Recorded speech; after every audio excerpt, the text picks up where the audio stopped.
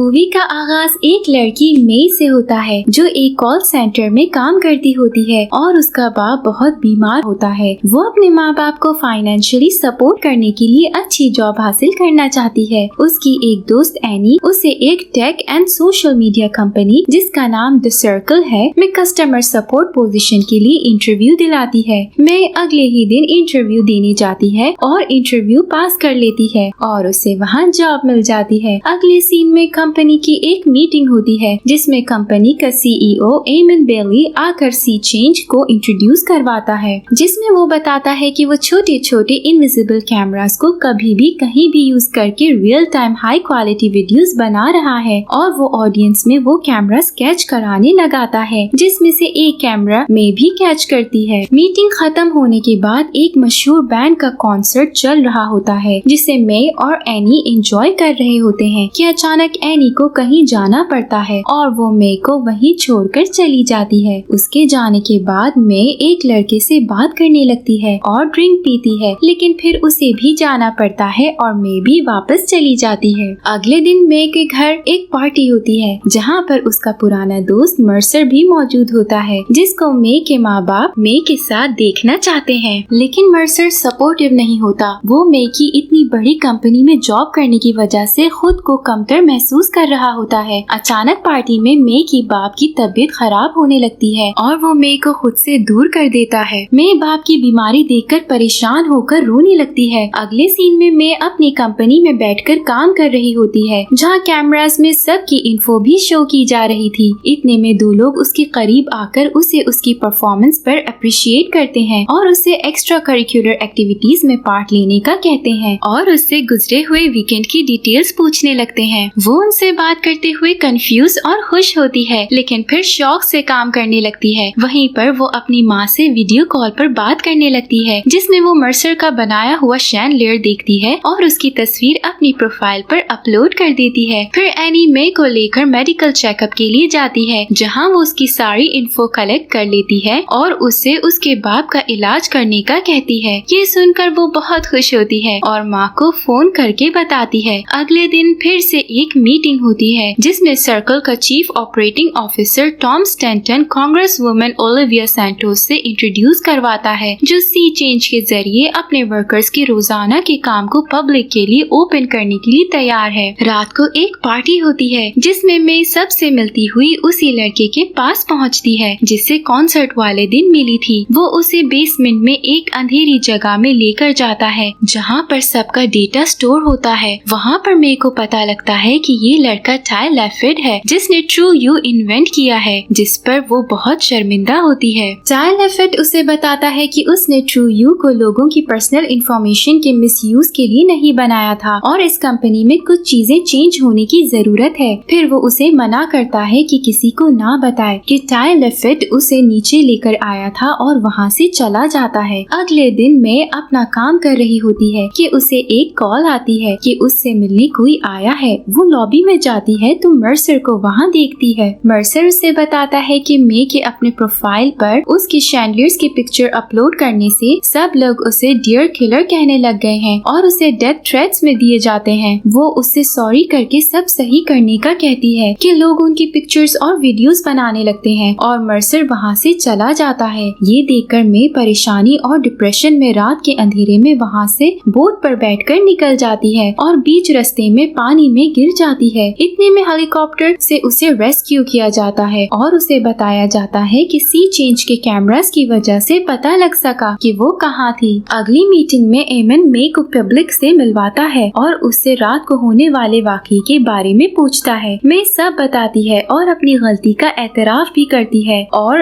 उन invisible cameras को पहनने की हामी भर लेती है। वो फर्स्ट सर्कलर थी जो अब ट्रांसपेरेंट हो जाएगी, यानी जिसकी पर्सनल और प्रोफेशनल लाइफ को अब सब लोग देख सकते हैं। अगले दिन मई कैमरास के साथ उठती है। वो मिनी कैमरास जो मई के साथ सारा टाइम रहते हैं और लोग उसे देखते और कमेंट्स करते हैं। सुबह उठकर वो अपने पेरेंट्स से बात करके काम पर चली जाती है और शाम में दोस्तों के पास होती है। रात में वो वापस आती है तो फिर से अपने पेरेंट्स से बात करने लगती है जिससे उनकी प्राइवेसी डिस्टर्ब होती है और मई पैनिक कर जाती है। रात को सोने से पहले वो फिर से उन्हें देखती है लेकिन नो सिग्नल्स आ रहे होते होते हैं। ये देखकर मे बहुत सैड हो जाती है। अगले दिन का आगाज भी उन्हीं कैमरास से होता है। मे एनी से बात करने की कोशिश करती है, लेकिन वो उसके कैमरास की वजह से उससे बात नहीं करती। जैसा कि बाथरूम जाने के लिए मे 3 मिनट्स के लिए कैमरा बंद कर सकती है, तो वो दोनों टॉयलेट्स के 2 कंपार्टमेंट्स में बैठकर बात करते हैं, जहाँ पर एनी मे की इस हरकत से बहुत दुखी होती है कि उसने अपनी एक बहुत अच्छी दोस्त खो दी है। वहाँ पर मे उसे ये भी बताती है कि कल होने वाली मीटिंग में वो भी होगी, जिस पर एनी को और भी गुस्सा आता है, क्योंकि वो एक सीक्रेट मीटिंग है और मे के वहाँ होने से पूरी दुनिया उसे देख सकती है। पर फिर वो बाहर चली जाती है। अगले दिन मीटिंग में मे और एनी समेत सब मौजूद होते हैं। एमन अनाउंस करता है कि तकरीबन 50 स्टेट्स ने सर्कल अकाउंट्स से वोट करने के सिस्टम को सपोर्ट किया है और वो इससे भी ज्यादा तरक्की चाहता है। इसी मीटिंग में मे